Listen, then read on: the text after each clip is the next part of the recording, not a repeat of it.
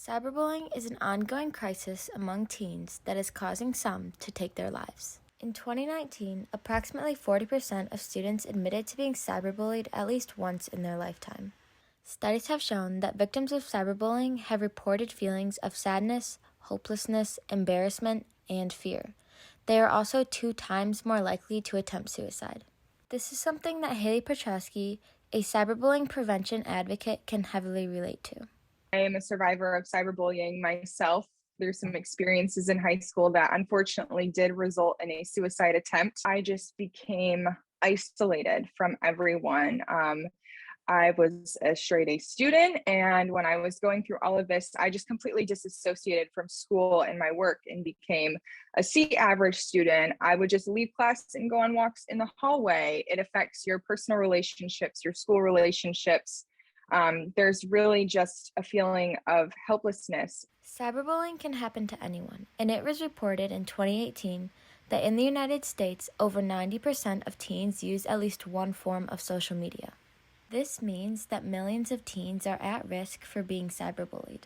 People don't realize is our generations, the up and coming generations, you can't just walk away from school. This is with you all the time, your cell phone, your social media, and there's no specific person that falls under this category of being bullied, being cyberbullying, having these suicidal thoughts and tendencies. You just never know with people.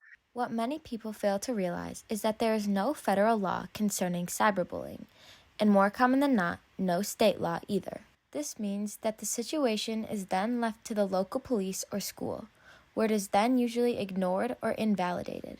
It's about time that people started having consequences to the things that they're saying, because people for so long were getting away with it and saying these things to people just didn't matter. It was something that you should be able to go home and just brush off of your shoulder. If you go up on the street and shove someone and you're being tried, then why these verbal things that you're saying over the internet or over social media, why aren't they being tried? Over the years, Haley has visited many schools and advocated hard for cyberbullying to come to an end. At the end of every visit, her message is the same. When you get behind a screen, there's this extra power that you feel like you have, that you can say anything to anyone. You wouldn't say it to their face necessarily. And that's something I hope that people experiencing cyberbullying understand is those people do not have what it takes to say that to your face. What I also tell them is they are so much stronger than they think they are in that moment.